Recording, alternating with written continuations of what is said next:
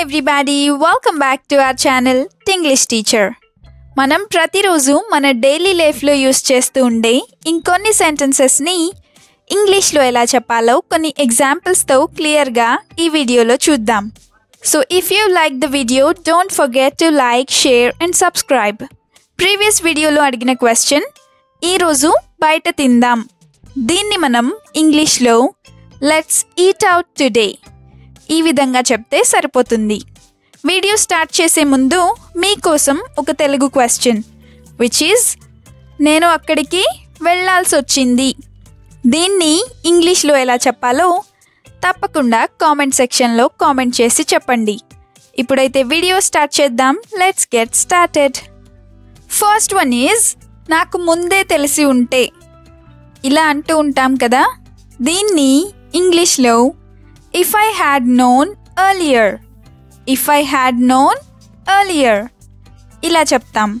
For example, if I had known earlier, I wouldn't have gone there. If I had known earlier, I wouldn't have gone there. అంటే నాకు ముందే తెలిసి ఉంటే నేను అక్కడికి వెళ్ళేవాణ్ణి కాదు లేదా వెళ్ళేదాన్ని కాదు అని. earlier అంటే ముందే అని లేదా ముందుగా అని. ఇంకొక example, if I had known earlier I would have told you.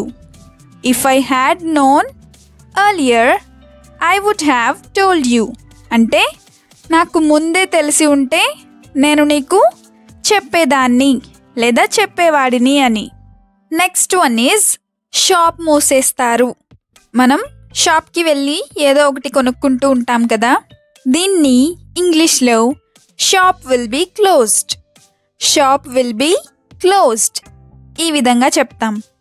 అదే the shop closes by 9 o'clock, the shop closes by 9 o'clock అంటే షాప్ 9 గంటలకల్లా మూసేస్తారు అని.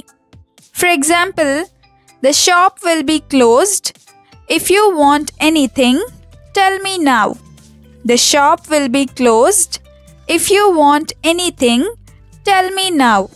అంటే షాప్ మూసేస్తారు, నీకేదైనా కావాలంటే ఇప్పుడే చెప్పు అని.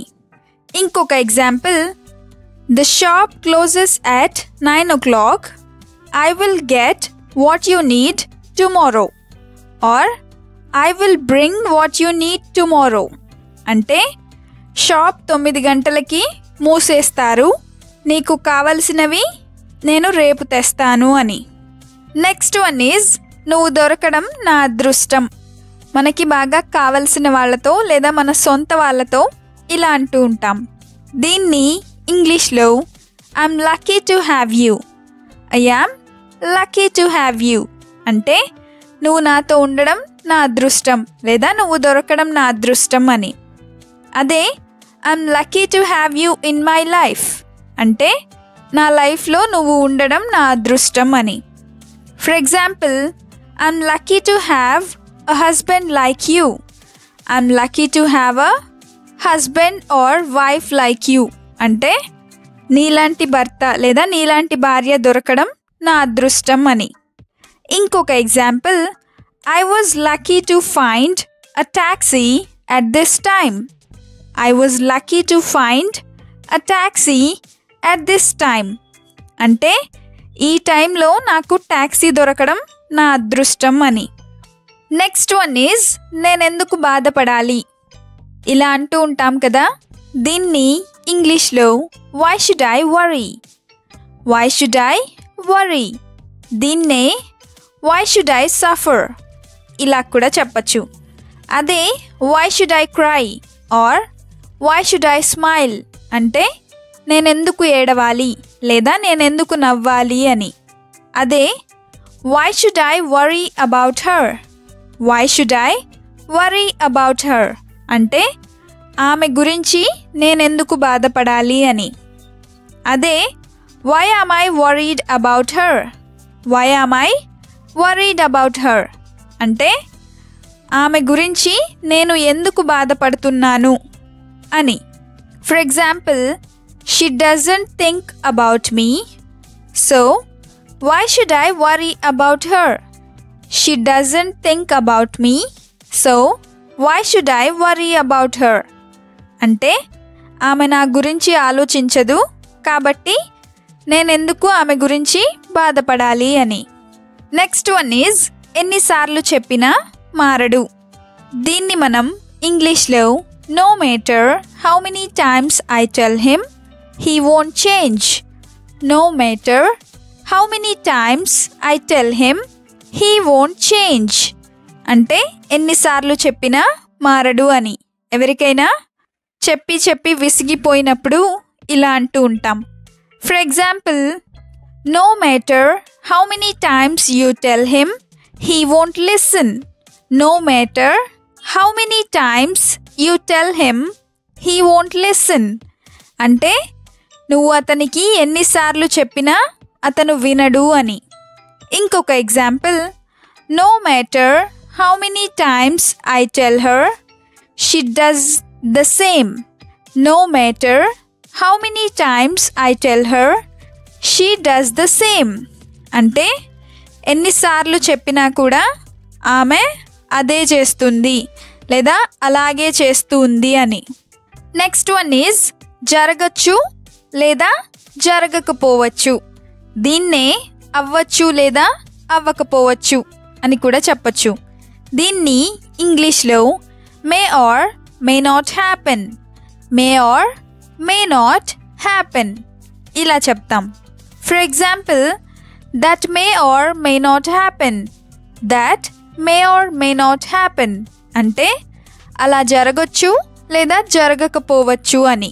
For example, both of them may or may not get married, both of them may or may not get married అంటే వాళ్ళిద్దరూ పెళ్ళి చేసుకోవచ్చు లేదా చేసుకోకపోవచ్చు అని. దీన్నే they may or may not get married ఇలా కూడా చెప్పచ్చు. నెక్స్ట్ వన్ ఈజ్ ఇంకేమైనా చెప్పాలా లేదా చెప్పాల్సింది ఇంకేమైనా ఉందా. దీన్ని is there anything else to say, is there anything else to say ఇలా చెప్తాం. ఎనీథింగ్ ఎల్స్ అంటే ఇంకా ఏమైనా అని. For example, is there anything else you want to tell me, or is there anything else that you want to tell me అంటే నువ్వు నాకు చెప్పాల్సింది ఇంకేమైనా ఉందా అని. అదే do I need to tell you anything, do I need to tell you anything అంటే నేను నీకు ఏమైనా చెప్పాలా అని. అదే do I need to say anything else అంటే నేను నీకు ఇంకేమైనా చెప్పాలా అని. ఇంకొక example, shall I tell you one thing, shall I tell you one thing అంటే ఒకటి చెప్పనా లేదా ఒక విషయం చెప్పనా అని. నెక్స్ట్ వన్ ఈజ్ ఆమెను అలా చెయ్యనివ్వకండి లేదా అలా చెయ్యనివ్వద్దు. దీన్ని ఇంగ్లీష్లో don't let her do like that, don't let her do like that ఇలా చెప్తాం. అదే let her do like that అంటే ఆమెను అలా చెయ్యనివ్వండి అని. For example, don't let them talk like that, don't let them talk like that అంటే వాళ్ళని అలా మాట్లాడనివ్వద్దు లేదా అలా మాట్లాడనివ్వకండి అని. అదే నువ్వు నన్ను ఎందుకు మాట్లాడనివ్వవు ఇలా అడగాలనుకుంటే why won't you let me talk, why won't you let me talk ఇలా అడుగుతాం. అదే why don't you let me talk, why don't you let me talk అంటే మనల్ని ప్రతిసారి మాట్లాడనివ్వకపోతూ ఉన్నప్పుడు why don't you let me talk అని చెప్తాం. నెక్స్ట్ వన్ ఈజ్ అది మాత్రమే కాదు ఇలా అంటూ ఉంటాం కదా. దీన్ని not only that, not only that ఇలా చెప్తాం. For example, not only you but there are many others, not only you but there are many others అంటే నువ్వు మాత్రమే కాదు అక్కడ ఇంకా చాలామంది ఉన్నారు అని. ఇంకొక example, I am not the only one who failed in this subject, but there are many others.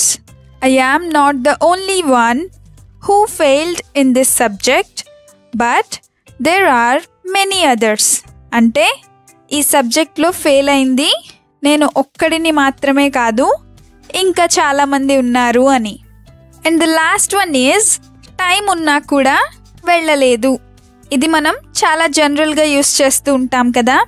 దీన్ని ఇంగ్లీష్లో even if I had time I didn't go.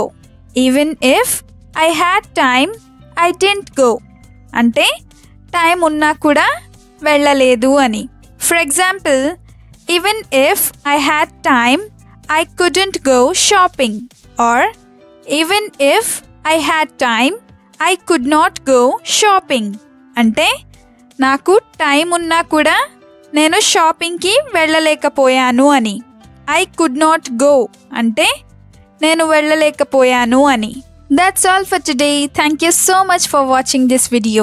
We'll meet you again with a useful and interesting video. Until then, keep practicing, keep learning, and keep supporting. Have a nice day. Bye bye.